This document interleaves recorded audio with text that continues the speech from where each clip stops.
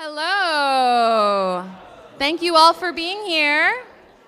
We're getting ready to begin now. I just want to let you all know that the event's about to start. If you need to get up and have a bathroom break or grab a snack or a drink, please feel free to do so. But yeah, let's get started. Thank you all for being here. Yeah. So welcome to the public plenary for the symposium, Black Trans Futurities, Political Imaginaries in the Academy and the Arts, here at Arizona State University. I am Dr. Sa Whitley, one of the co-conveners of this symposium. I am an assistant professor of Women and Gender Studies here at ASU in the School of Social Transformation. I'm also one of two co-directors of the Queer X Humanities Initiative at ASU Humanities Institute.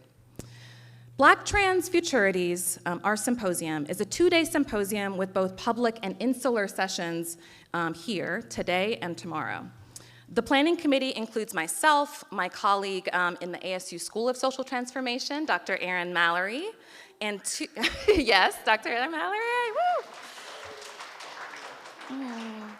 And two very remarkable, brilliant who are gender studies PhD.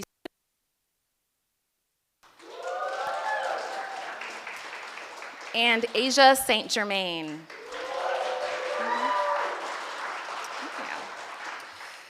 Among the many folks who are joining us here today who live in the greater Phoenix metropolitan area, we have 33 plus scholars, students, and artists from around Turtle Island and from positions in the art world and the academy. The ASU Black Trans Futurities Symposium is a function, so to speak, that invites scholars, artists, students, and other thinkers and dreamers to convene and discuss the of the field of Black trans studies. We have been jamming about the vibrant theoretical interventions, the divergent ways of knowing and doing research, and the productive debates that this field has been beholding for the past decade. We have had a change in our lineup for the evening. And we have one keynote speaker for the conference, who is Dr. LaVelle Ridley. She is an assistant professor in the Department of Women's Gender and Sexuality Studies, joining us from the Ohio State University. And you all will hear her full bio later in just a moment. After Dr. Ridley's keynote lecture, we have three of the participants from the larger Black Trans Futurities Conference who will excitedly join us for the roundtable up here. These roundtable panelists, I'll say all three of their names first, include Dr. Ash Stevens, Dr. Ian-Khara Ellesante, and Dr. Eshe Stevens. Thank you all for joining us.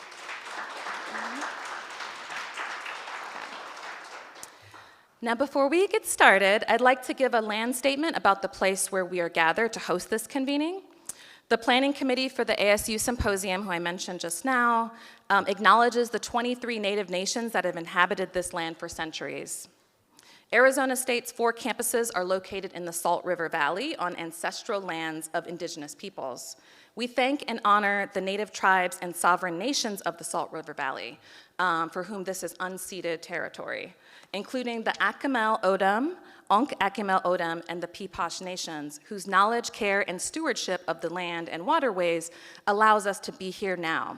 We recognize the sovereignty of these nations, and I think as folks that are interested in Black trans feminist thought, we are also very invested in thinking with two-spirit critique and indigenous studies, right, or American Indian studies and Native feminist studies. As a planning committee and people living on this land, we consider right relations and a politics of grounded relationality as something we are moving toward intentionally rather than something that we have already accomplished. Before moving into our programming for the evening, I'd like to thank, again, the graduate students who have helped us, the event staff in our department, the School of Social Transformation, who have been phenomenal, our marketing staff. Yeah. This event would have been impossible without you, so thank you so much for your support, along with the support of our colleagues in the School of Social Transformation.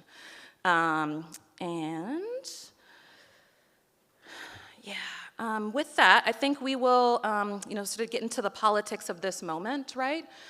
Which are very intense, and we're all trying to sort of navigate and understand, right? This is a moment in which we're experiencing a lot of anti-transgender legislation, executive orders from the Trump administration, and this is a moment where we need to think about, like, how do we make it so that Black trans lives matter, that we will be in the future, this is a settler colonial state, right? This is a US empire. We didn't have any pretense about trans visibility being the sort of end-all be-all of our liberation. But yeah, we are going to fight, right? We are going to fight, and that struggle is on the university campus, right? That doesn't know how to hold us right now, or refuses to hold us right now. It's in the art world that refuses to name us right now and promote our events right now. We feel that erasure, that's sort of this advanced compliance that's happening right now. And we're not complying, we're not here to comply, we're here to, cruise the past, to quote Jose Esteban Munoz, right? We're gonna cruise the past, the present, our beautiful aesthetics, our performativities, our lifeways, our survival strategies, our politics, our voices, our willingness to be Black and trans and non-binary on the front lines for Palestine, right?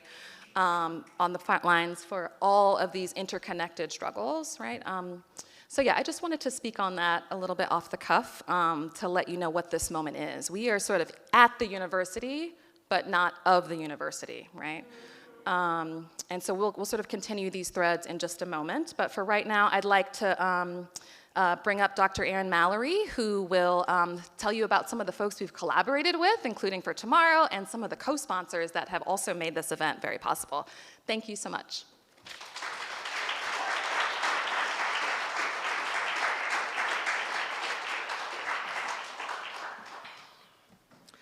That was great, and yeah, I want to thank everybody for taking the time to be here, and it's great to see all your faces, and I love that so many people made the efforts to come out here to be with us for these 2 days. It's going to be a great time, and I'm really excited for this plenary talk that we're having.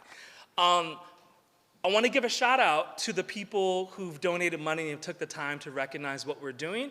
I believe me and Sa started writing these initial grants like almost 2 years ago, and trying to get the money to put on this event eventually. So it's really great to see this come to fruition, and it's really, really great to see all y'all here taking part in this. And this is a lot of labor, and part of that labor is the money that's been donated for this event. And so here's the list. We always want to like to shout out their names. We have ASU School of Social Transformation. We have Queer X Humanities. We have the ASU New College of Interdisciplinary Arts and Sciences on West Campus. We have the ASU Center for Work and Democracy. We have the Social Transformation Lab.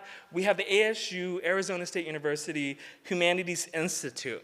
And so tomorrow, if you go to the Poetry Night, you'll see another collaboration we have with Them's Phoenix, who is a queer-led kind of artistic group that does programming for queer communities in Arizona and Phoenix. And so we've partnered with them to put on their Fruity Poetry Night, which will center Black trans and Black non-binary voices in Arizona. So we're looking forward to have y'all participating in that. And yeah, let's just give a round of applause to people who've made this possible, which I think is really, really great and really solid.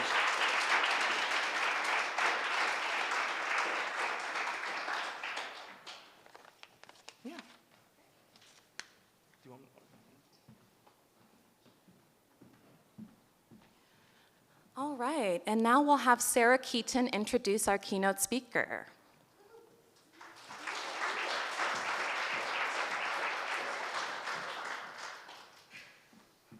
Just kidding, it'll be Eshe St. Germain. Awesome.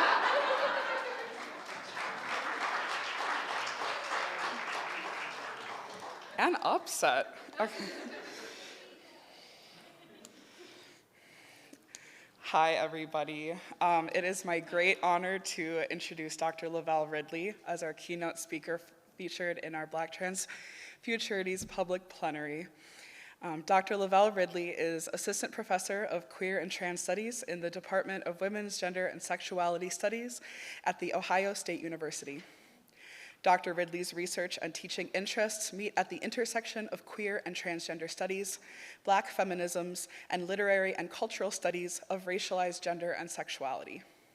Through life writing, film, and media, she observes how trans women of color use imagination critically to transform the world at large. She is currently working on her first book project, tentatively titled Imagining Freedom: Critical Trans Imagination in Black Trans Life Narratives, which articulates how Black trans women life writers, such as Janet Mock, Cece McDonald, and Venus Selenite, engage in political freedom-making through their life narratives. In her 2019 essay, Imagining Otherly, Performing Possible Black Trans Futures in Tangerine, Dr. Ridley writes, quote, "Radical transfeminism's priority of care and support provides an epistemological backing to imagining otherly, showing how it reveals the sometimes contradictory epistemic nature of Black trans women's community formations.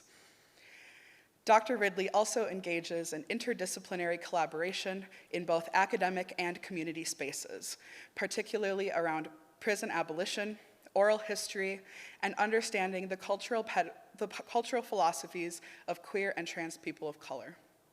Her work has been published in peer-reviewed journals such as Feminist Studies, GLQ, a journal of lesbian and gay studies, and TSQ, Transgender Studies Quarterly, the latter for which she serves as book reviews editor. Dr. Ridley is also co-editing the forthcoming anthology titled Paradise on the Margins, World-Making by Trans Women of Color. Dr. Ridley is the recipient of the 2023-2024 University of California President's Postdoctoral Fellowship. She has received additional grants and awards for her scholarship and community-engaged work from the University of Michigan, the Schoenberg Center for Research on Black Culture in Harlem, as well as the Miss Major Alexander L. Lee TGI Justice Project Black Trans Cultural Center in San Francisco. I can think of no one more fitting to begin our Black Trans Futurities plenary, as it is in Dr. Ridley's work in literary trans studies that I begin to locate a trans future for not only myself, but for my kin. Instead of focusing only on the ramifications of representation, much like Dr. Whitley was speaking to, Dr. Ridley questions what Black trans epistemology can look like and what value we might find in Black trans knowledge. Dr. Ridley writes, quote, "I claim tranifesting specifically as a framework for imagining otherly, as well as an epistemological function that points us towards understanding how Black trans people's labor and value might lead to alternative trans futures. The performance scene allows viewers to see that other paths are available to Black trans women, even when they have to forge them themselves." It is my incredible privilege to ask you all to join me in welcoming Dr. LaVelle Ridley.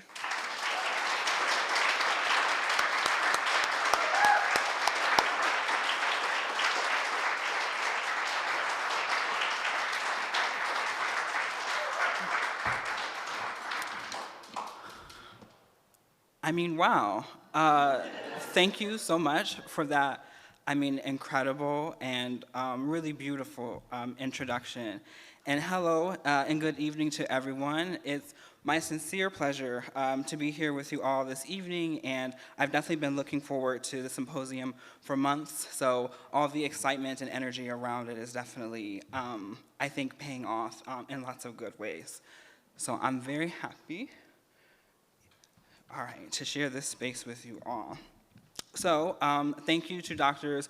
Erin Mallory and Sa Whitley for inviting me to the symposium and asking me to speak, as well as to the School of Transformation, the Queer X Humanities, and all other organizers and entities that are convening us here at ASU for these couple of days, which truly are some engaging activities, some enlivening discussions, and for me, at least most importantly, some really critical spaces for thought and for care, too. So for my remarks today, which I've kind of put under the title of Consulting with the Black Trans Fates, Black Trans Futurities Within Our Grasp, I'd like to take you on a brief triptych-esque journey through time, space, and ideas. So I'm drawn to the idea of the triptych, three images connected to each other, all telling a single story, because as many of us know, the number 3 is strong, balanced, and a very classic referent for storytelling. One need not look far for many examples in our cultures: the sun, moon, and stars, faith, hope, and love, Michelle, Kelly, and Beyonce, the Holy Trinity of Christianity, Father, Son, Holy Spirit, the Trimurti, or the Holy Triumvirate of Hinduism, Shiva, Vishnu, and Brahma, and also the fates of classical mythology, also known as the Moirai, though as many cultures held sacred the image of 3 figures, usually women of varying ages, so maiden, mother, and crone, there's that 3 again, who weave the destiny of the world through the lives of the living. Growing up myself as the only child of a single working mother, I gravitated to stories and storytelling to give me a sense of safety, security, comfort, and also pleasure. Stories, particularly mythological ones, provided me a way of understanding myself and the world. As my awareness of different mythological systems across the globe grew, I began noticing that the Greeks were not the only civilization to believe in a triad of goddesses who governed destiny and fate. For the Romans, they were known as the Parcae. For the Norse, they were known as the Norns, and so on. As I continued growing up as a Black queer trans person, I noticed other narrative patterns in the world around me. I noticed that the same politicians who legislate and speak openly against trans and queer people, immigrants, and poor people are the first in line to exploit them. I noticed that the sensitivity and fragility that others bullied me for and accused me of as a queer person was actually a projection of the fragile lines around these social constructs that we exist within and defend with cyclical patterns of violent behavior. Sadly, in our world, not much has changed on that front, but what has changed over time, other than my own gender and sometimes sexuality, is the unfolding firm belief in the transformative capacity of imagining the world as not only different, but also able to become different. Once you realize you, yes you, can make an impact on the world, somehow, there's almost nothing stopping you. Belief in this transformative power led me to pursue and complete my PhD in English and Women's and Gender Studies, and while doing so, I developed a research and teaching agenda that brings my personal, political, and intellectual interests into alignment. So just to explain a little bit more on my background, I'm a scholar of Black feminist cultural studies and transgender studies, and my work is animated by curiosity and the discursive history of trans women of color in the US. This curiosity and desire for intellectual engagement is rooted in collective ethics of care across space and time. By prioritizing Black feminist processes of knowledge and freedom-making, my work broadens the intellectual genealogy of trans studies, which, as many have critiqued already today here at the symposium, has been thoroughly dominated by white, Anglophone, Western scholars and the biases that they often carry. I'm currently working on my monograph, Imagining Freedom, Critical Trans Imagination in Black Trans Life Narratives, which examines contemporary Black trans women's life writing in the US and uses an interdisciplinary Black feminist approach to trans studies in order to argue that imagination is a key facet of political resistance and social transformation for these writers. By analyzing the autobiographical acts and the narrative modes of self-fashioning employed by writers such as Toni Newman, Janet Mock, Cece McDonald, and Venus Selenite, I explore their subjectivity and their self-making through a matrix of narrative and embodied self-fashioning practices that I call critical trans imagination.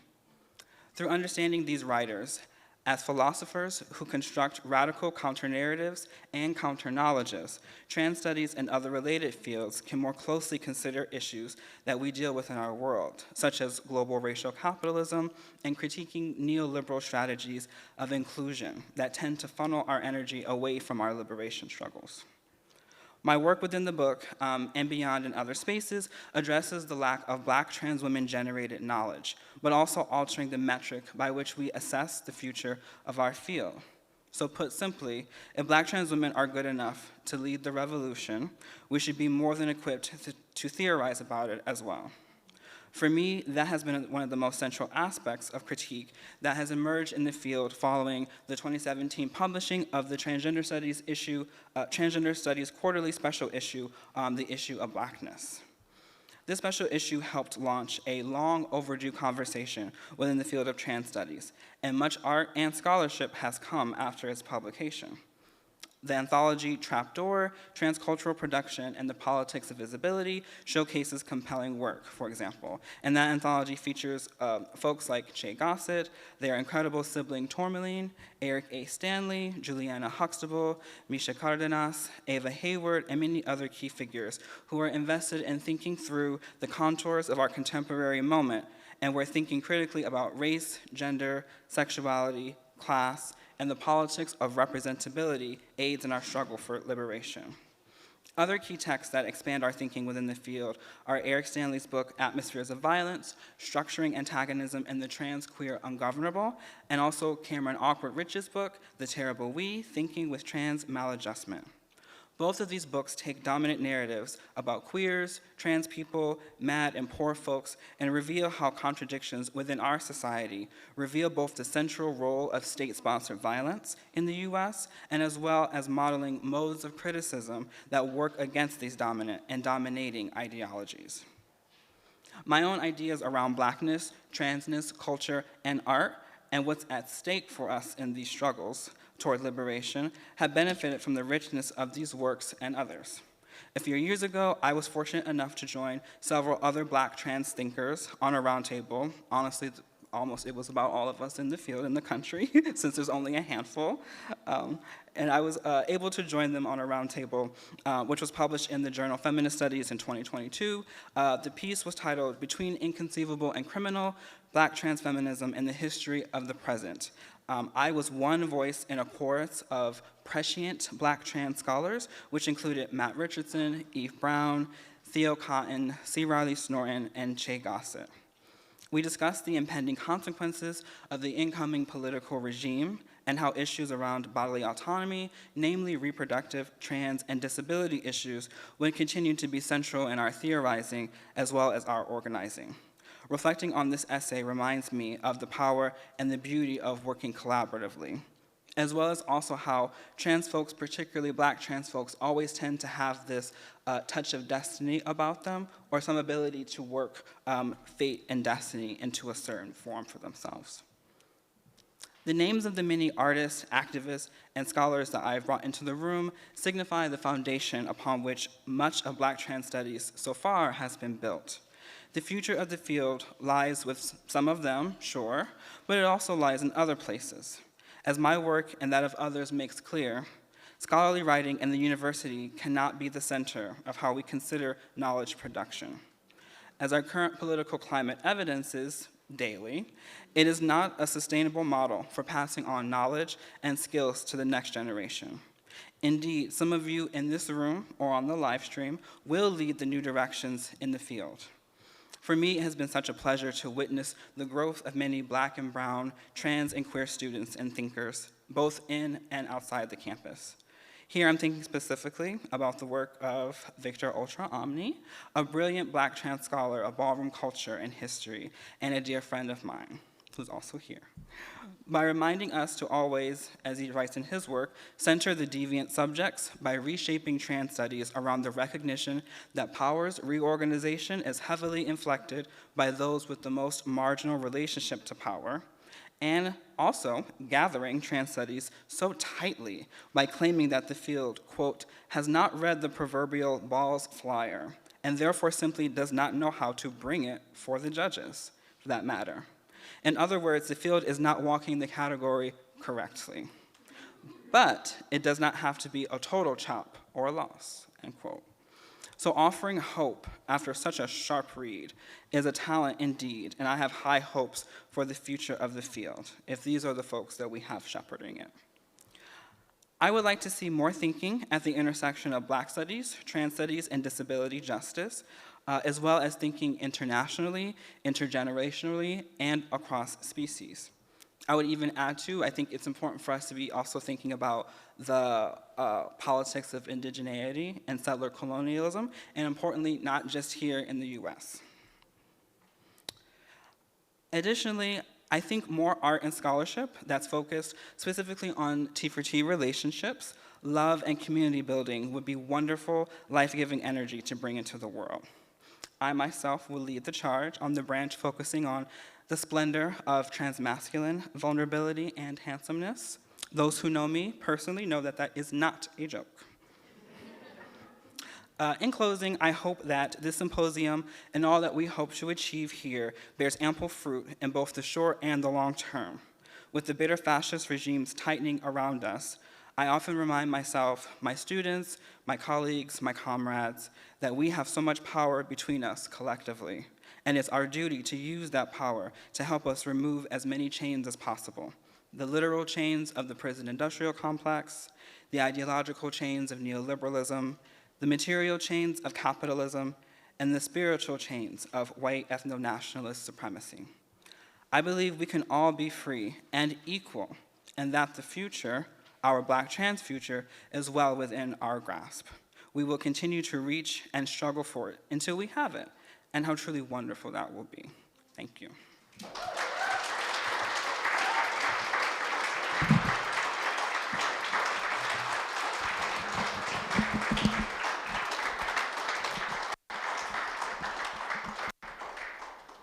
All right, now I think we're transitioning to the panel portion. We are. All right. So if the panelists can join us up here.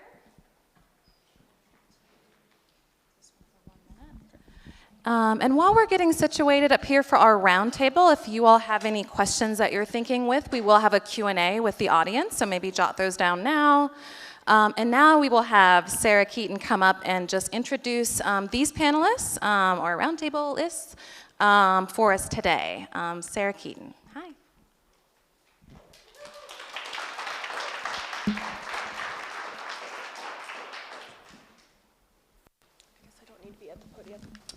Hello, all. Okay, so our first panelist is Eshe Stevens. They are an assistant professor in the Department of Criminology, Law, and Justice, an affiliated faculty in Black Studies and Gender and Women's Studies at UIC. They are an abolitionist, and their work focuses on the range of ways that trans and gender nonconforming people are policed and surveilled in society, the experiences and consequences of that policing and surveillance, and strategies that folks use to resist state-sanctioned violence. He also teaches courses on borders and occupation and feminist sports studies with the Prison Neighborhood Arts and Education Project, or PNAP, and is a board member with the Transformative Justice Law Project. Eshe Stevens.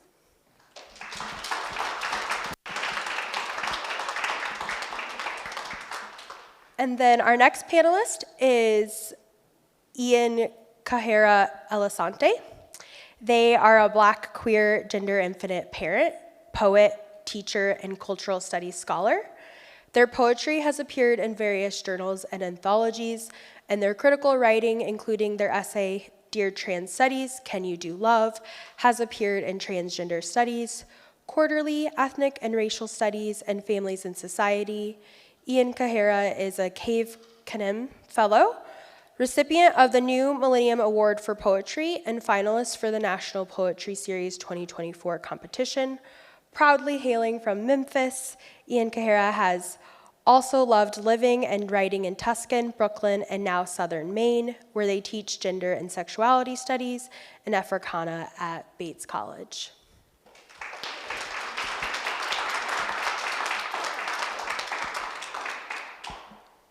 And last but not least, Eshe Sherley is a historian of Black politics, gender, and sexuality and labor in the 20th century United States. Before joining the African American Studies faculty at Wake Forest, Eshe was a postdoctoral fellow at the Carter G. Woodson Institute for African American and African Studies at UVA. Dr. Sherley received a BA in African American Studies from Yale University and a PhD in history from the University of Michigan with a concentration in women's studies, women and gender studies.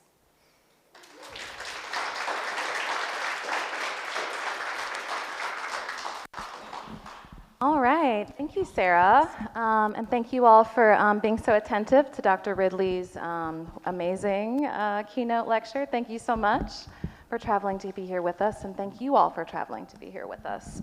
To kick things off, I'm going to ask Dr. Ridley a couple of questions. The other panelists will also sort of give some responses to the talk that she just gave.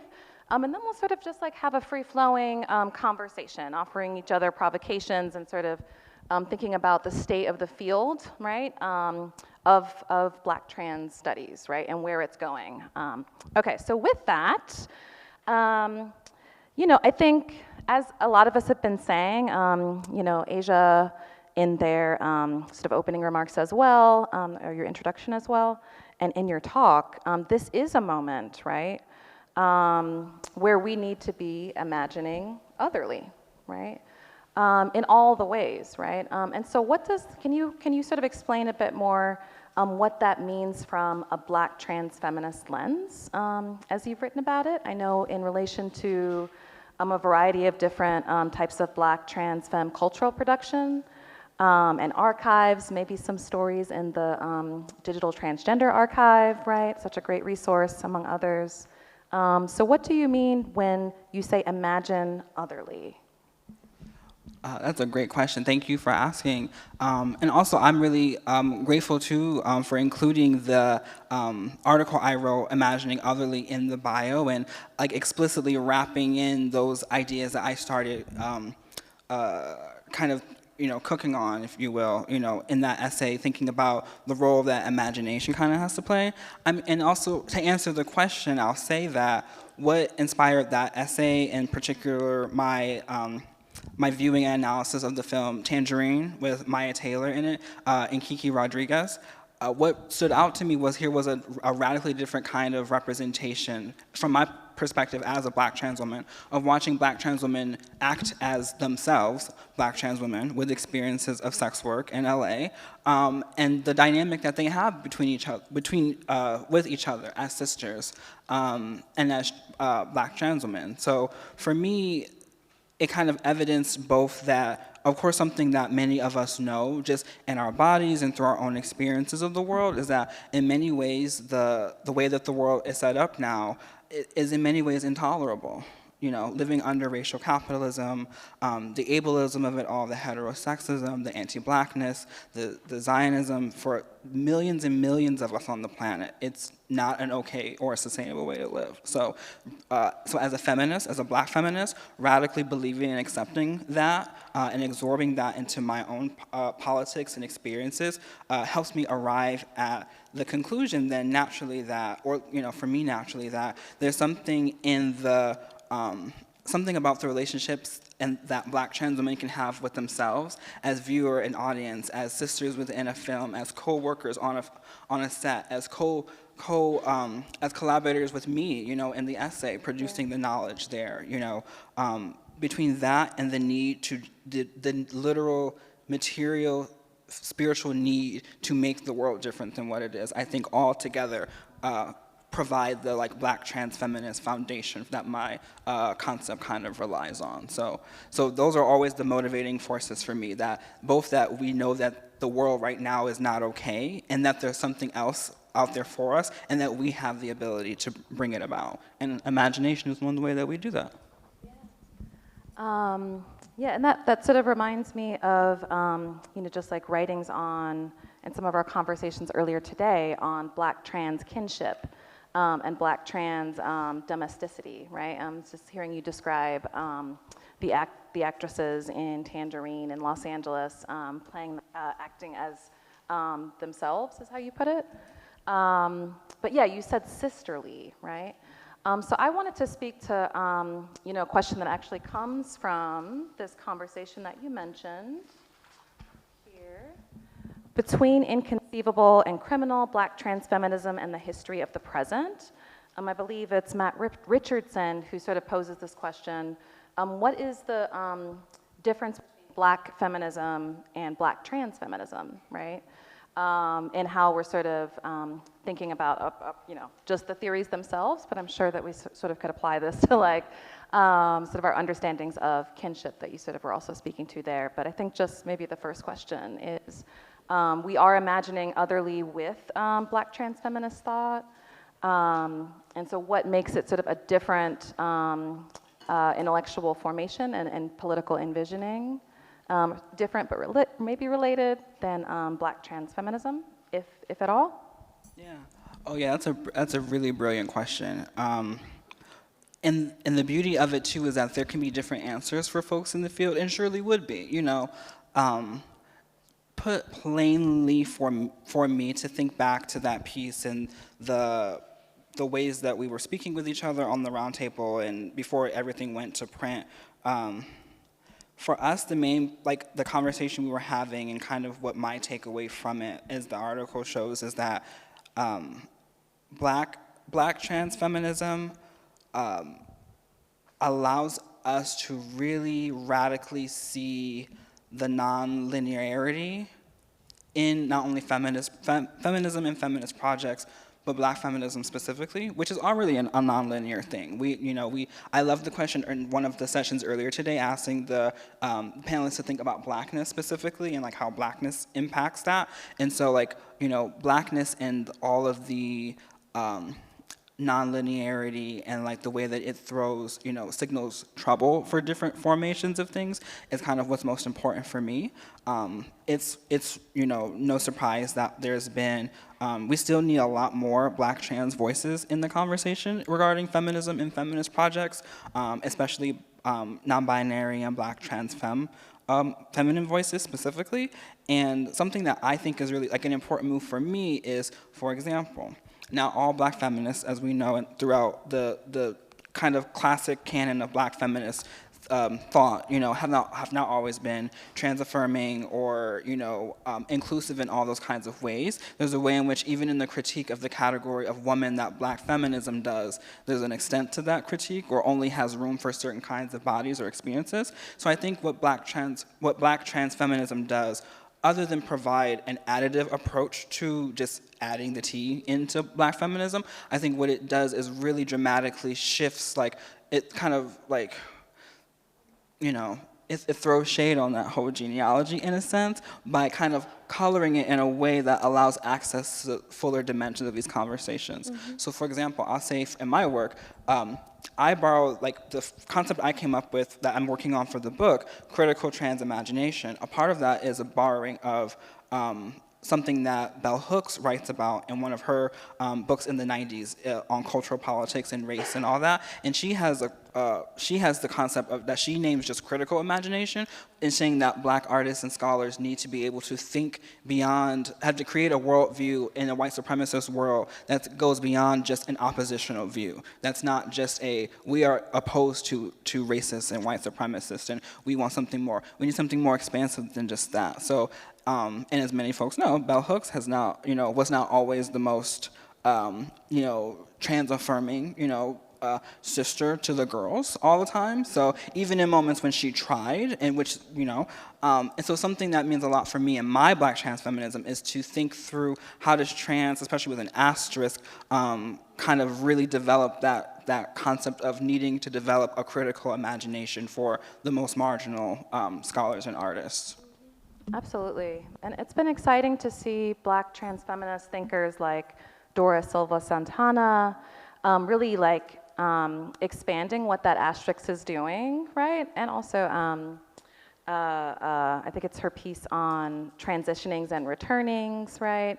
Talking about, sort of that processes of moving across water, right? In terms of migration.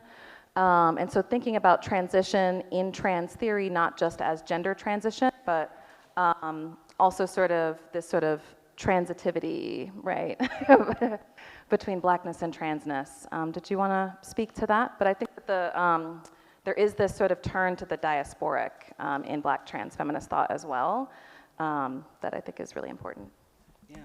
Yeah, I love that you brought up Dora's work, which is fantastic. I was very grateful to have a chance to get to spend some time with her. She's now assistant professor in gender and women's studies at UC Berkeley, which is just where I was at for my postdoc there last academic year. And so it was so wonderful to like, just like hang out with her and think with her. Also, Berkeley could not handle more than one trans woman of color, and it was too much for them. So I was like, we often was like, we can't meet on campus. We have to meet off campus. We have to meet all the way in Oakland, not in Berkeley.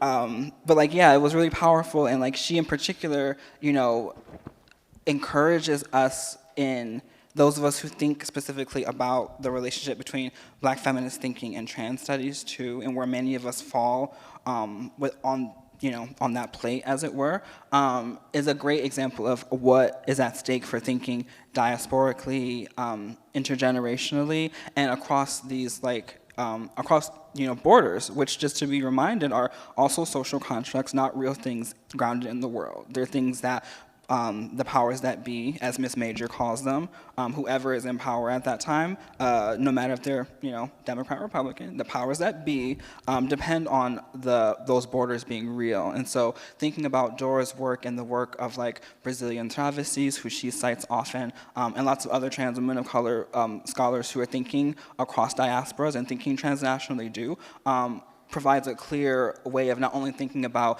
a way of not centering the U.S. specifically or these Western kinds of ways of thinking, but also for me, like the ability to show that there's knowledge in other sites other than just the academy, than the institution, than the peer-reviewed journal. Like there's people in our communities that we can go talk to that have the knowledge and have the experience, that have the history that we need. So yeah, I am also excited to see how in my own work I'm able to like incorporate those kinds of those ways of thinking, because I'm sure it'll make the work all the richer. And I think a part of that work that she's doing, and a lot of Black trans feminist thinkers are doing with trans, is thinking about transatlantic, right? And sort of thinking about that history of chattel slavery and what Saidiya Hartman calls the afterlife of slavery, how that, the sort of gender relations, the sort of grammar of violence, right, during chattel slavery, not just in the United States, but in the Americas, informs the sort of gender trouble of Blackness, right? The ungendering of Blackness through the violence that Black trans femmes and women are experiencing, right? The sort of way in which Black trans femme and Black women's life chances are sort of, I think it's like 62% of the, I think I'm looking at this HRC report, 62% of the violence against trans folks, according to that, I think, 2023 report, is against Black trans women and femmes, right?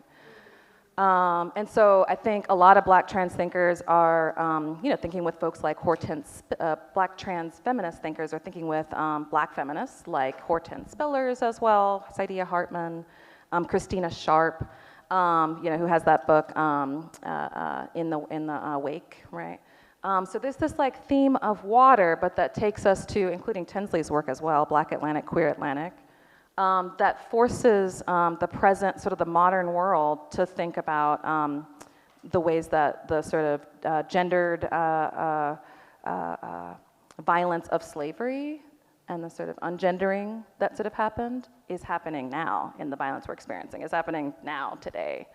And so did you want to speak about that sort of connection as well? And if maybe any of that analysis around transatlantic sort of wakes or the sort of like ungendering that Spillers talks about is in your work? A little of it is, yes. I definitely notice in my work, especially as I've been continuing to work on the monograph, that I'm heavily in conversation with those scholars that you just mentioned, who are doing that step of like demonstrating what modes of analysis and critique can look like when you marry the kind of traditional Black feminist, women of color, third world women, however you term it, scholarships and practices into their own kind of queer, trans, lines of thought where they're thinking about these things. So like Tinsley, Matt Richardson, Sharp, all those folks are really influential for me in my thinking. And kind of what they really, like something that I'm thinking about when I think about what their work means for Black trans Black trans feminist scholars specifically is, just as you kind of said, the cyclicalness of it, the way that these, and kind of what I was trying to gesture to with thinking about like these narrative patterns that I've noticed over and over, and as many of us even might notice is like it's what happened with in historical processes of chattel slavery, of colonial settler violence, like those are processes of course, like obvious material, like, violence and domination of certain kinds of folks in the world, but it's also like an organizing technique, like something that, like you said, the word modern, like literally these are the moves that move us into another time. So like at those times, centuries ago, modernity, kind of. So it's really interesting for me to see, like, for example, something I have just been, not obsessed in a bad way, but like have been like, this is such a clear, like, it's interesting that like some of our parents are like, you're getting a degree in women's studies, like, what's that going to be? I literally don't even have to lesson plan this academic year. I could have just said, we're going to watch the news, and what pops up, we'll talk about it. It will provide us plenty of, of material to discuss on the fly. So any more need to show how valuable and necessary a field is to be able to critique the world around you while you're actively being targeted. So there's that. But also for me, it's like it goes to show, and as I'm getting older, like noticing like, yeah, these patterns, they're just, these are just other operations of power attempting to put us into nice categories to be exploited, So like the White House being like, yeah, there's only 2 genders now. The country only recognizes 2 genders. Like there's a time in which a statement like that would hold some power. Like, okay, but like my students in my trans studies class just laugh. And that's the kind of imaginative resistance I want. Not, the government said so. Like, no, it's more of a like, no, fuck you. Like, that's not what we're gonna do. So we've come too far and are just in a place that is not at all conducive to that kind of world anymore. So, and that's the kind of like thinking and action I like to move with. So. Wonderful. So I want to give a chance to these wonderful panelists who I know enjoyed your talk as well, to sort of maybe offer any provocations or thoughts that they had about your talk and where the conversation has gone. I can go. Does my lapel mic, can you all hear me? Or do I need we good? Okay. I actually want to go back to Sa, where you started us, about how Dr. Ridley is thinking about imagining otherly and her work on the film Tangerine, because I loved your answer to that. But I also want to add that part of what I think you're doing is highlighting how Black trans femmes have taken that imagination and used it to develop new ways to take care of each other, to be smart and be brilliant in the way that they navigate the systems that they're living within to make sure each other are good, right? Like that's part of what that sisterhood looks like concretely in that film and in your analysis of that film. And I think that's one of the things that we can take away both from your scholarship, but also just from like what Black trans women, Black trans femmes are doing right now to try to survive this moment. We all need to learn from folks who have had to do this before we were all in crisis, people who have always had to deal with unfolding crises in their lives. How do you make it through that? There are folks who have those lessons, and I think, LaVelle, you're centering those folks in your scholarship, which kind of leads me to what I wanted to say to you about your talk, which is that, you're talking about how Black trans women are theorists, period, right? And I want to live in a world and an academy where we recognize that for what it is when we talk about Black feminism, which is Black women's history, right? My training is primarily in history. I think there are a lot of people who won't claim what people are doing in Black trans studies, what people like you are doing around using life history to tell Black trans women's histories, to be in conversation with them, to tell their own histories. That's, to me, like how I was trained, like that's what Black women's history is we say black women make theory. Black women can tell their own stories. And like, that's what I see you doing. And I think it's a challenge to that field to say this is also history, and this is also doing black women's history. Like, no asterisks, no, you know, like, period. So I just wanted to offer that, because I think one of the things that I take away from your work is thinking differently about what it means to do history, right? That life writing can be history. But the kind of provocation I wanted to offer that kind of comes out of your talk is that you give us the three fates and this idea of myths. And myth is so important to how society is made. I mean, it's part of why your intervention around imagination is important. So much of what we get trapped in is around the myths that structure than the concrete things that we build, right, to reflect those myths in the world. And so my question to you, and perhaps maybe to the rest of our panel, if you're interested in engaging with it, is what are the myths that Black trans feminism explodes? And also, what are the myths we need?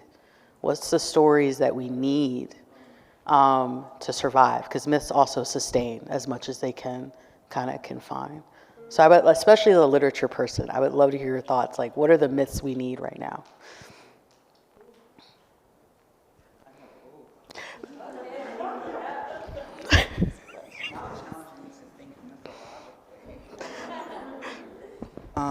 First of all, thank you. That's I appreciate your reflecting back on me, Eshe, and I really my initial comment that I'll say, and then I'll get into the myths that we need. I think a lot of what you're saying about specifically the way in which my work is trying to really go out of the way to show the truth that these stories are a history, are a part of our history, specifically Black women's history, is absolutely the intellectual vibe that aligns with what my work's trying to do, specifically as Black trans women generated knowledge, is show that exact dynamic. And just as a Black trans woman myself, it's not all of us, but for many of us, it's who do we in our lives look to teach us the things that we may or may not need to be women or be femmes or just to be safe in the world. It may be just the Black women in our lives. Some of those women may be trans, some of those women may not be, but there's something when it comes to our positions and our identities as people who are oppressed, who are marginalized. There's something about, and kind of what I think the film Tangerine kind of shows too, is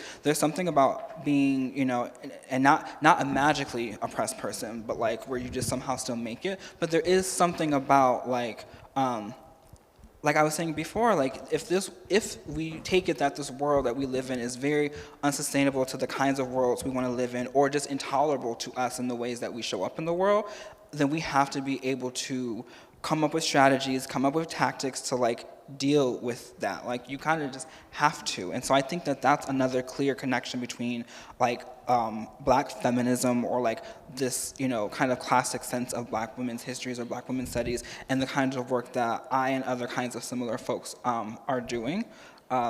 This is also reminding me of Kay's talk earlier in the session on Black trans erotics, and thinking about kind of how other groups use Black trans femmes, whether by name or not, to signify other broader, mirror other things happening in society, or for individuals subconsciously in their own, whatever. So, and I think that that's another really useful way of thinking about the figure of the Black trans femme and what it's doing in terms of needing imagination for these other things that we might have access to.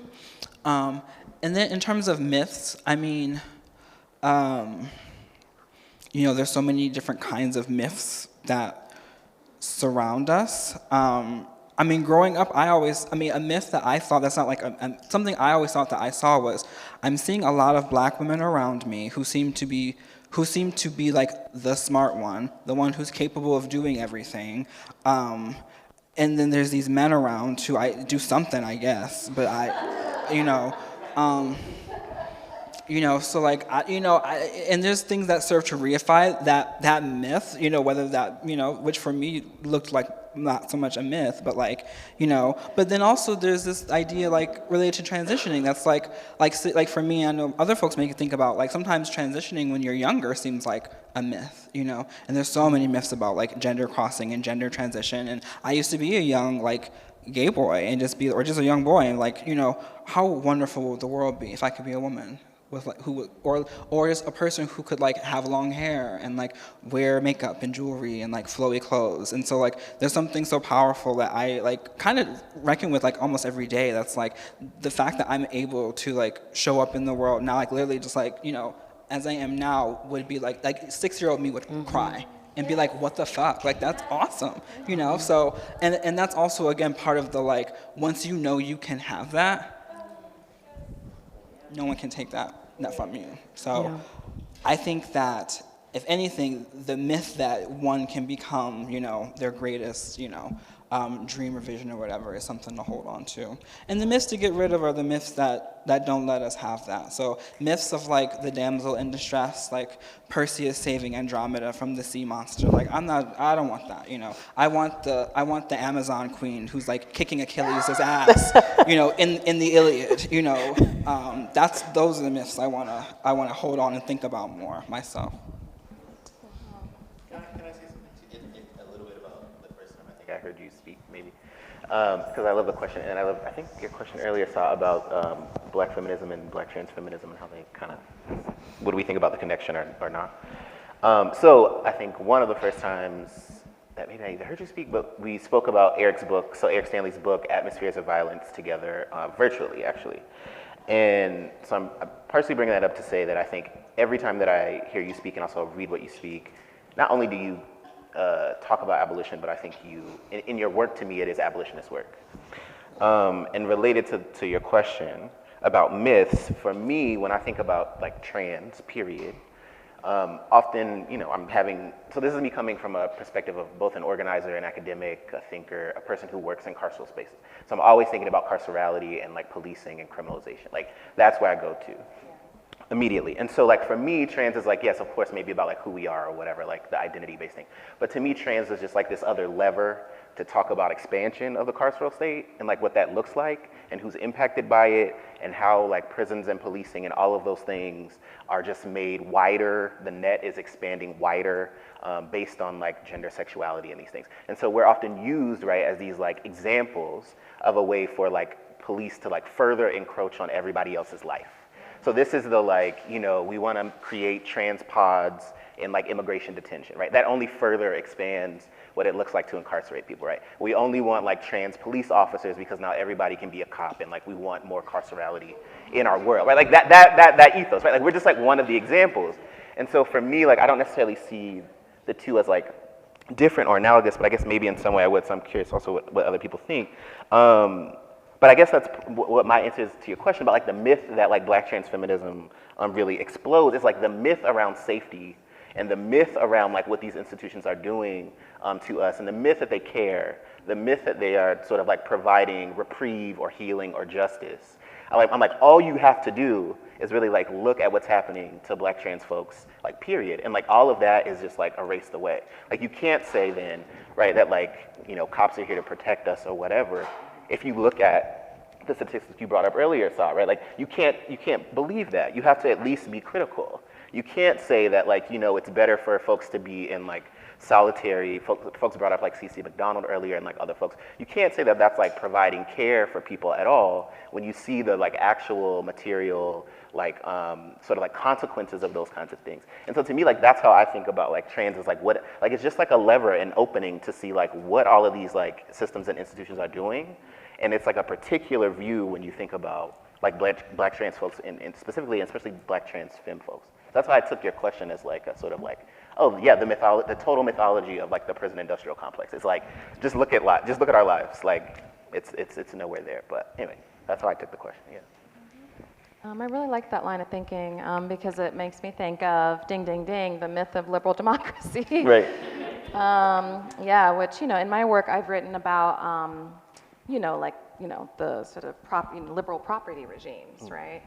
and how those impact Black trans women walking in urban cities, folks, not just Black trans women, but that are doing like any kind of sex work, right, that's highly criminalized, and how like the myth of liberal property, right, in the United States, it's like anybody that does not subscribe to the state's sort of recipe for like proper domesticity, right? A white, cisgender, heteronormative family, right?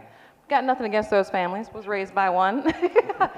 But the states and this, I was sort of like writing and thinking with Kyan Williams, right, the artist, about how property as it's constituted now, private property, is a sort of violent entity in which like Black trans femmes are moving through public space. That was already the case, right? You know, I wrote that, you know, I've been writing that. Yeah, so I just wanted to pick up on that in terms of the, like we have all of these myths in public culture right now around what we're doing here today as dangerous, right? I tell my students in my intro to trans studies class, folks don't want us to exist. Folks don't want us to be meeting. This is a political space. This is a caring space. The myth that we are we also had a hit piece that we are only engaged in trans sex religion, one scholar put it. And so it's like the myth of, you know, DEI as taking something from white folks, right? The myth that woke gender ideology is like sort of encroaching on cisgender women's rights, right? We need to protect the little girls that are playing soccer. I was a little girl that played soccer, and like, I would love to play soccer with anybody that wanted to play with me, right? Like, but they're using that discourse, right, from really kind of second wave feminism, defend women, defend girls, right? They're taking that up, right? The Bill of Women's Rights and all of these like sort of state level anti-trans laws. And that discourse is a type of myth making, right? That they are sort of designing laws for safety of people, to protect people, right? Without thinking about how not just trans citizens, right? But any folks should be worthy of protection. But we see where that breaks down, right? And we can do that with a Black trans feminist lens, right?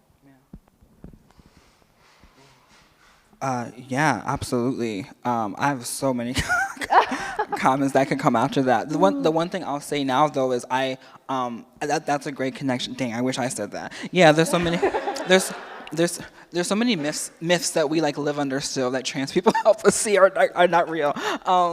And like the prison is a great side of that, and also just these myths that like have encroached and like that are just endemic to our thinking and how we're raised. Like literally, as you're saying, like the police will keep you safe. You know, prisons is where bad people go because they have to. You know, or poor people don't. You know, you have to work hard to get to deserve.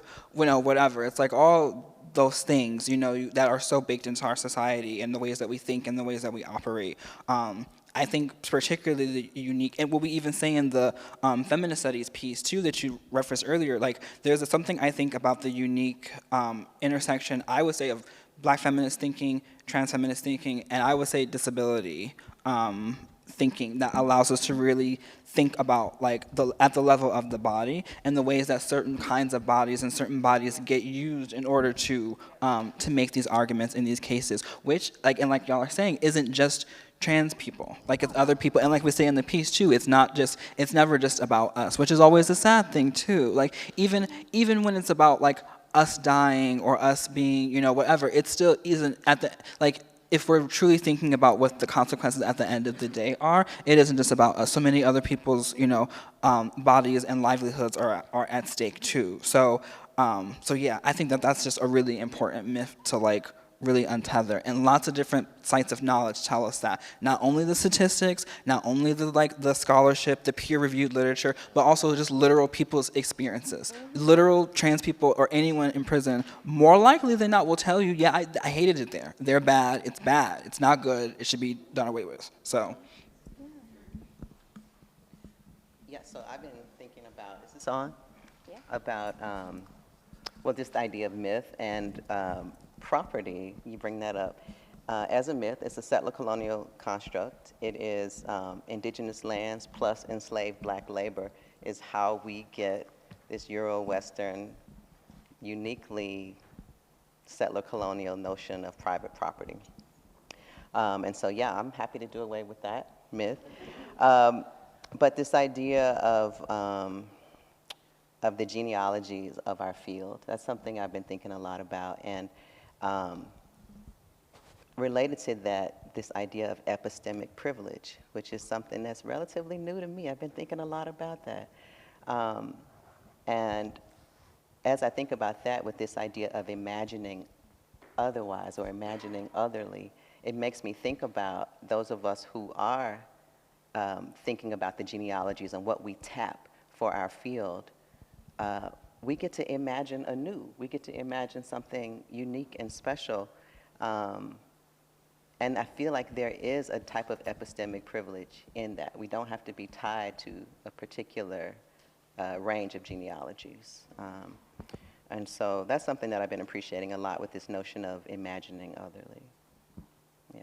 Y'all have said so much stuff. I feel like I've got like 15 things to say, so I'm going to consult my notes and get our next question. It's all nonlinear. Mm-hmm.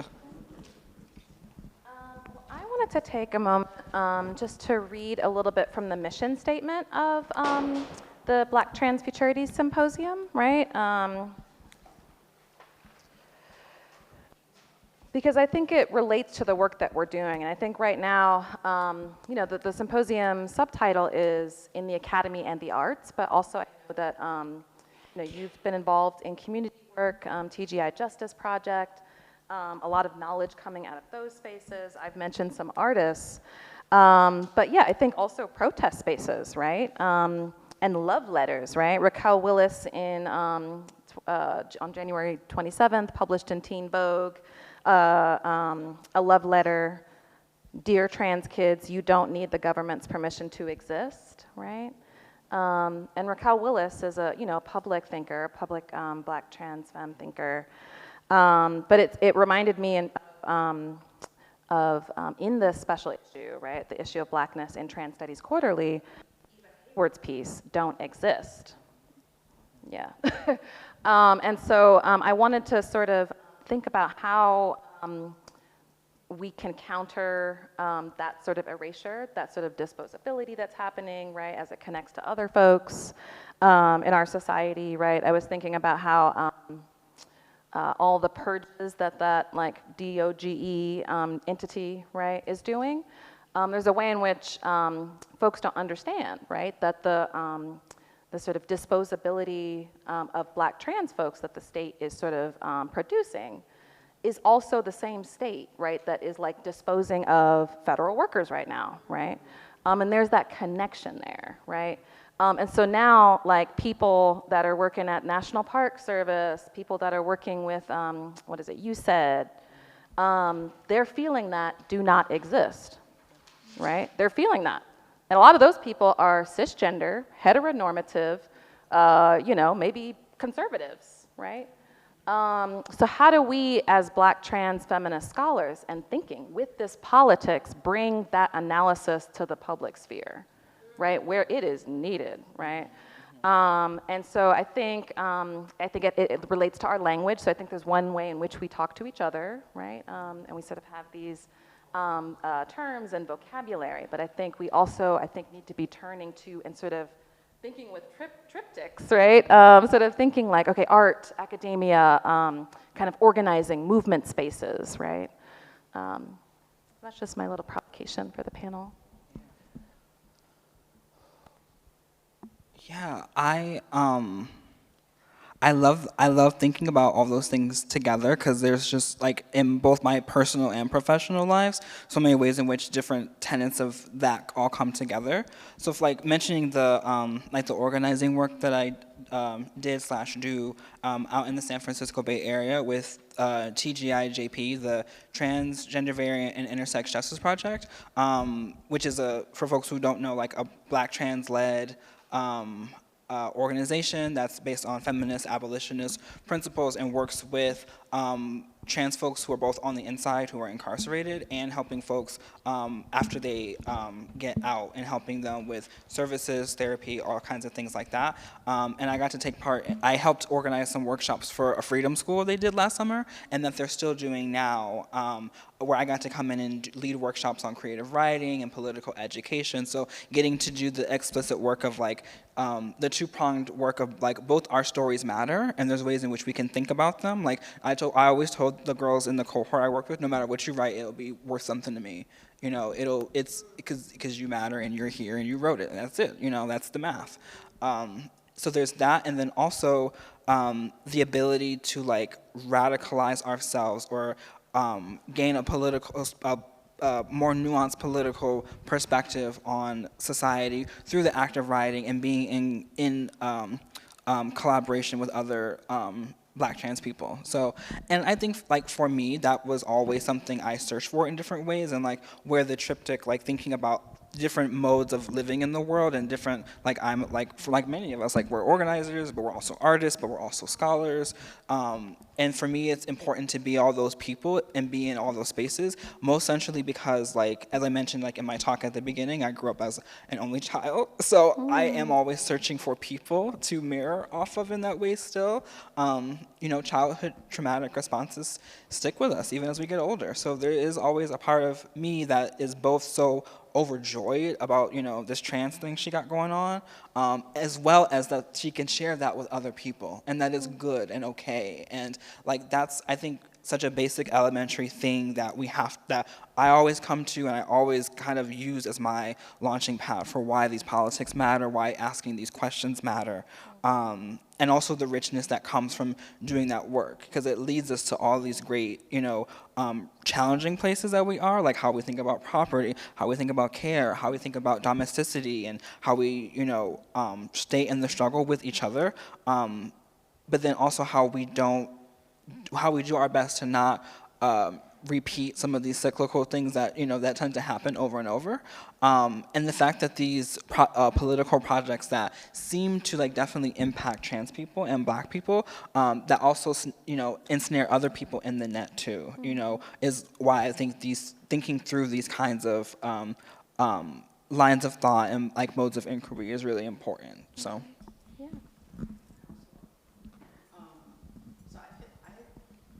LaVelle, that answer makes me think about something a friend reminded me of once, which is sometimes the movement work is for us.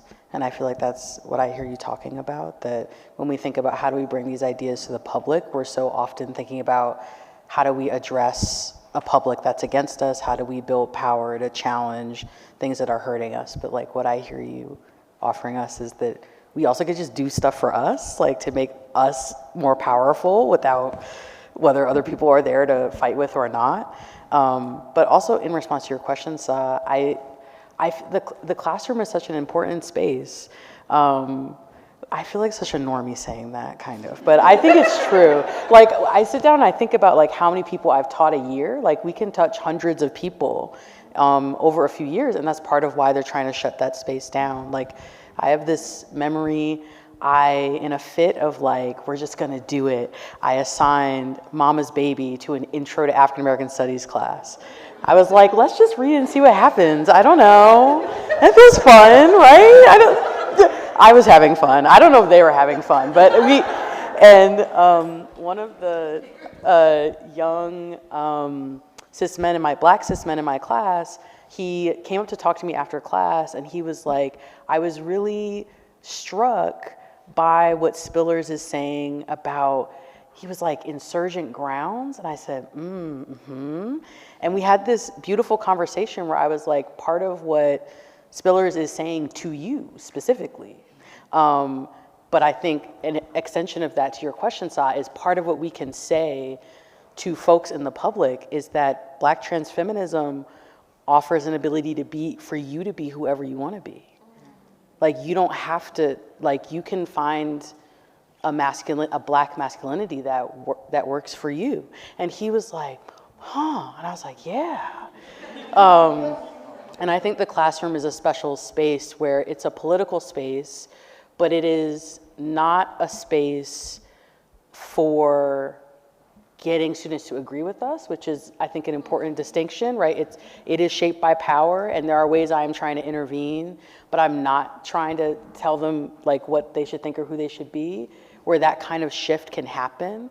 And I think that's a special place where we can talk to like the quote unquote public, and I think highlights for me what gets in the way of some of our like people who we're in community with in some ways, but not around gender, is the healing that like they need to do around the harm they've experienced in their gender experience. Gets in the way of them like being in community with us. I've experienced this a lot with some of my like, you know, like Black women colleagues, where for them like, they're like, I want to be a part of the thing because I'm being excluded from it. And so I don't know, what is a way of talking to the public that acknowledges the healing that maybe isn't my place to help people work through, but needs to happen before people can even hear the critique that's being made, I think, is a question I think about a lot.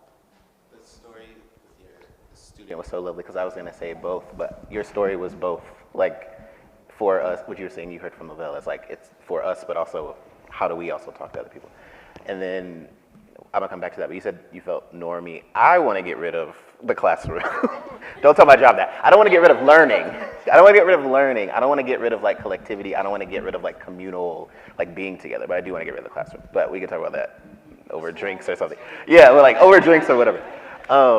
But yeah, back to the other point. So I was at a different thing like a few weeks ago, and I had this like, to just the like broad conversation thing. I had this like really great conversation with someone who worked at a hotel, this like older Black dude, and he was just saying like his job is sort of like in jeopardy because a lot of Fed workers would come and use the hotel space, and now that they can't or they don't, like he might lose his job. And so like we were talking about that, and then like I started talking about like, and he didn't ask me before this, I talked to him like 10 times. He was like, why are you here? And I was just like, oh, gender stuff, whatever. He was like, okay, like what does that mean? Like he was like, yeah, like Black men. And I was like, no, not like Black men teacher. Like, but we had this like really helpful conversation. And then like at the end of it, it wasn't me saying this, it was him. He was like, oh yeah, they're coming for all of us. And I was like, that's the point that like I want to like, we can branch off from that point. Who is the they, and like how and where and when. But like, yeah. And he kind of saw that in part of what I was saying about, I was talking about like anti-trans legislation and like the presentation I was gonna give. But anyway, but you said the both, because like I didn't come to that space for that dude. Like I was in a closed conversation with like a bunch of other like trans folks, not only Black trans people, but like he as an older Black man is also like a part of my community, as many of them are in my family and a part of my community. And I'm like, I want to engage him because he also was engaging me in this moment. And not that that's everybody, but he was, and like he felt this sense of like connectedness because he was like, oh, they're coming for my job, they're coming for you as a person. And I don't know, I just find that like to be really powerful and important even now, even in some people, not that you said this of course, but like in some people sort of like disdain for like everybody. Like we shouldn't engage people who just like aren't like in the sort of purest political position as us. And I'm just like, that doesn't help. Like we all also aren't in the same place. And so I'm like, how do I, you know, so for me that feels like my ongoing like question to myself, and a lot of times it's like who and when and how do I want to engage. And like in that moment it was him, because he was like, I feel really precarious, and I was like, shit, like a lot of people in my life are too, and like how can we talk about that? But anyway, you're both in, I think was really important in your story. Yeah. I don't have a clock up here, and I can't see my collaborator. Okay, great. So I think that I'm going to ask one more question and pose it to the panelists, and then I'd like to open it up. So if folks actually, have some questions to sort of add to this conversation, that would be great. But I know that a lot of us work with concepts like fugitivity, right? Black trans fugitivity. And so I wanted to sort of think with how are we understanding the work of folks like Marquise Spey and C. Riley Snorton and Che Gossett, right? Around trans fugitivity, particularly Black trans fugitivity, and the histories, that invokes for African descendant folks in this place. But also, what does fugitivity, Black trans fugitivity, have to do with Black trans futurity, right? Because I think there's a way in which in this moment we could be very like war of position, sort of like in this like moves and counter moves with like what the state is doing. And especially, it's like this wrestle over, I sort of had to return to this wrestle over legibility, right? But a lot of Black trans feminist politics is about illegibility, right? Because even where some trans folks were included, right? You know, there's always those that are like seen as still too deviant to be sort of deserving of full citizenship rights, too deviant to be seen as worthy of public space, right? Or healthcare, right? So I think that there is this link, and I'd love to hear anybody on the panel that wants to sort of tease that out. So do a little bit of that if you'd like, or maybe if it comes up in your own work. Okay.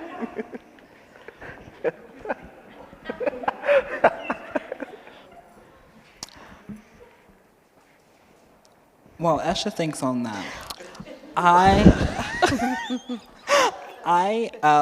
For me in my work, like I can think specifically about, I remember thinking about, for those who've written a dissertation, you know, not to exclude others, but there's something about like throwing on the, what's this project gonna be? And literally before I got to imagination, the first thing was prison abolition. And there was a really difficult way to like work through that in the project. So then it was fugitivity. Fugitivity, and again, I had trouble like really thinking through that element in both the text I was reading and like the scholars I was engaging with, like those you just listed, and then landed on imagination finally to be this thing that I saw as not encompassing everything, but allowing me to talk about different elements of abolition, of fugitivity, of, you know, transversality or whatever, in order to make the point consistently across the text that I'm, you know, analyzing. So for me, I think, like fugitivity specifically in terms of like being Black, trans, and like what these positions allow us to think through and like work through, something that I often think is like, I don't know, I think will always be some element of Black transness that will always be like on the run, or that we refuse capture in this way that's like, you can't ever actually nail it down, and that's important. And like Ash just said, like, you know, it's, damn it, literally it's out my head. But you just said something about like,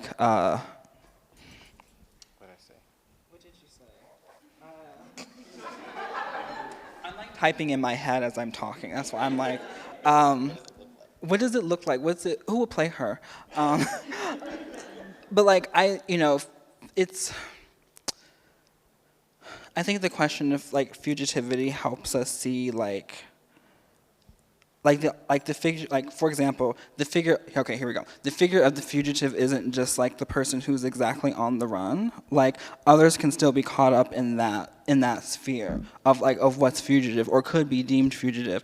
And I just think that there's a lot of power in that a lot of Black trans people and queer people across time and space have understood in different ways and harnessed in order to literally get free, in order to make it, in order to turn, you know, a bar into a ballroom space. You know, like there's been lots of different outcomes from that need to be able to escape from these different kinds of capturing modes that even today we still live under. So that's kind of where my thinking about it goes, not so much the writing part, but like the thinking and kind of what's useful, particularly in like Snorton's work around fugitivity and the way that like other folks get caught up in that too. It's not just a simple, it's not a simple arrangement of these are the fugitives, these are the non-fugitives. I think that that's too easy a binary that we shouldn't impose. So yeah. Well, thank you for that. And now I'd like to invite folks in the audience, if anybody has a question. I see up front. Is that for people to, I don't know. That's for, okay, great. Can you? Okay, I'll bring this. Oh, okay. It'll, I guess.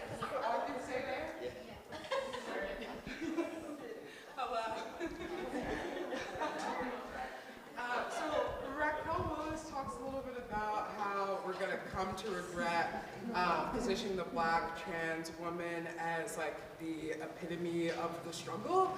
And similarly, in the conversation that we're having about myth, I'm wondering about the narratives that we have about lost, deceased Black trans folks and how we position them to like be close to saintliness.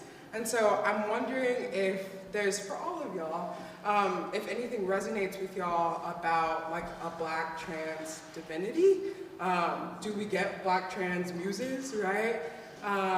Or is that similarly just as binding as like thinking about the Black trans woman as like at the crux of all of these different sort of struggles? I'm also wondering for Ian-Khara specifically, if you could engage this question in reference to temporality. So what does it mean to be like God's strongest warrior in life and in death?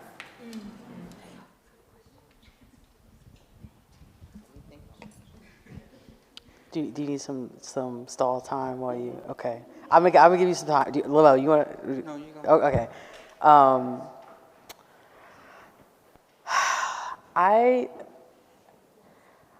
I love that you brought up Raquel Willis's critique, because I worry about something similar. Where when we make people saints, they aren't people anymore. You know, it's an ongoing debate within Black trans studies about how we should even think about humanity as a framework through which we acknowledge people's being in the world. So I want to acknowledge that, but to me, it's important. Like, what would it mean if just being is sacred? You don't have to do anything, right? You don't have to save anybody. You don't have to be God's strongest warrior. Like, you would just be here. And we treat that with the level of seriousness and like care and attention, especially for Black trans women and Black trans, why do they have to do any, like, just be here? And I think the person actually who inspires me to think about that is someone that me and Dr. Ridley both know, which is Dr. Cassie Campbell, who's also at The Ohio State University and works in Black girlhood studies, and asked a similar question about Black girls, understood broadly. Why can't they just be in the world? Why do they have to be the thing we build our future on? Let them just be here. And so I think, I love that question, and that's the first thing that comes to mind for me. Thanks for asking.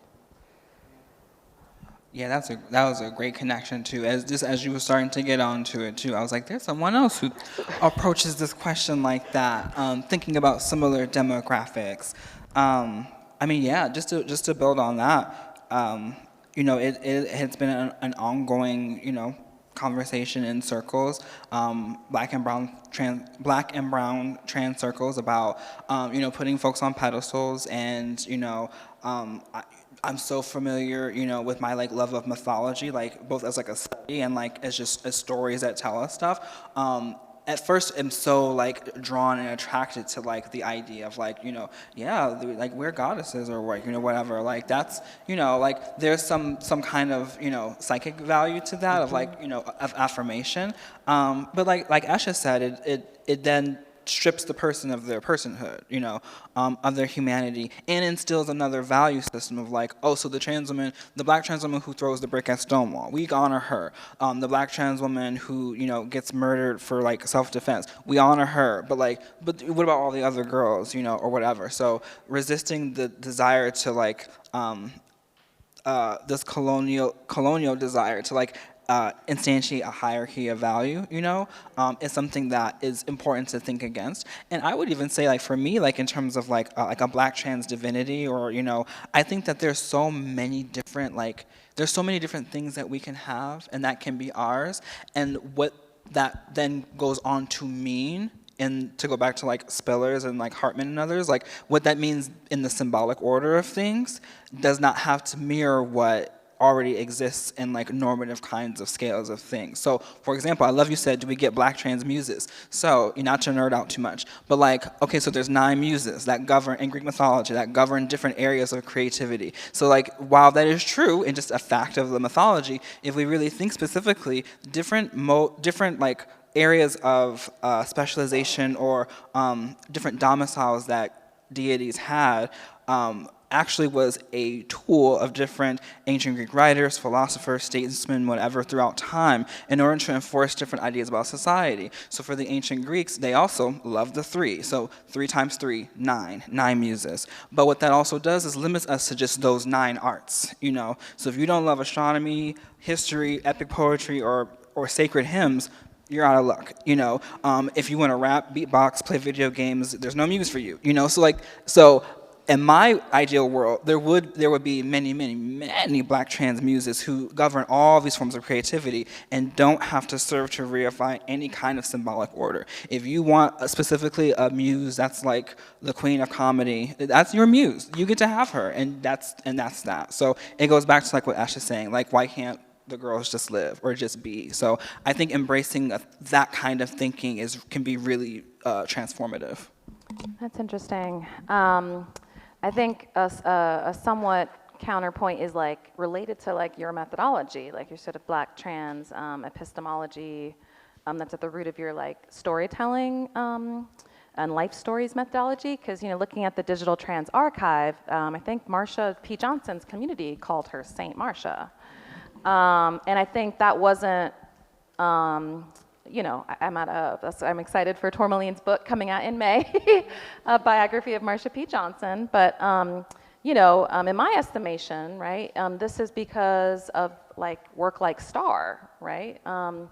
Housing, trans, what we would maybe call trans now, or street queens in New York City, right? And seeing their lives and gender nonconforming youth in New York City, right, in the 70s, the 60s and 70s. And so I don't know, I think when I connect that literal sort of archival piece, right, that's really sort of, you could sort of think with STAR and critique gendered racial capitalism, and the rise of neoliberalism, right, from then to now, right? And also the ways that she and Sylvia Rivera are sort of at that moment, I'm thinking when Sylvia Rivera gets on stage at the Christopher Street Day Liberation Parade and sort of tells the sort of gay and lesbian folks to listen the fuck up, not to ignore trans folks, what a message that we need right now when all these websites, right, that are scrubbing trans have LGB, right? So what is the responsibility of the LGB? That's another sort of, the folks, that's another sort of question there. But that's just to get back to sainthood, I mean, I wonder if it is about something different, like that sort of mutual aid, those sort of collective economies of care and support and alternative kinship and siblinghood and ways that we steal from the state, at times. So I just wanted to bring that out. I think thinking with all of this, but then at the same time, it's sometimes Marsha P. Johnson is called on in the most empty way. It's her image is just circulating, and it's then it becomes the figure of Marsha P. Johnson and not even folks talking about what she was about or doing, right? But I want to maybe have one more question from the audience, and then I think. Oh, did you want to? Oh, you're right. Oh, great. Yeah, maybe we'll close out with you. Yeah. You called me into this, so I'm going to. Yes. But I guess first, thinking about this idea of divinity, Combahee River Collective, they were like, look, don't put us on a pedestal. We don't want to. We are not trying to be on a pedestal. We're also not trying to walk 7 paces behind. Just let us be. Let us live. Let us exist. And so that's coming to mind for me around this notion of divinity. But yeah, as you know, I've been exploring temporality a little bit, and I gave it away that part of the reason that's been so interesting to me lately is because I do feel myself getting a little bit older. So, so that's really. But really thinking about this idea of transness as throughout the course of a life, and what does it look like then if anybody's going to be made divine? What does it look like for us to shine that light on our little, effeminate boys, or our little tomboy girls, let them be divine. And then what's going to happen a decade from then, or 20 years later? Like, who do they get to become? You know, if we get to treat that deviance as precious, as divine. So I think that's what's coming up for me around that. Thank you. And I know that we'll talk about temporality some more tomorrow because I think it's so integral to conversations and theories of futurity. I'm thinking with Munoz again, right, in the early 2000s, the way he sort of says that queerness is not yet here, like it hasn't arrived. It's always in the horizon, and I sort of wonder if there's like this complement in sort of trans studies, right? Have we, or even just being and culture, like have we gotten to trans? Like the, you know, I don't know. Yeah, so there's like these sort of conversations that we can have because I know it's not just about sort of one type of embodiment, and like Black trans studies does not have one object of study, right? Like, but you know, it's sort of like that dialectic between wanting to center Black trans femme materialisms, right? And embodiment and struggle, right? As like very real, but also wanting to, you know, take that Black trans analytic and sort of put it against empire, you know, like, like take it to the border, and sort of all these other ways of sort of mobilizing Black trans theories for like world making, right? But okay, so I think that we will end there. I know it's about 6:15 thereabouts. Yeah, but please do come and talk to the presenters. I'd like to give another round of applause for Dr. LaVelle Ridley.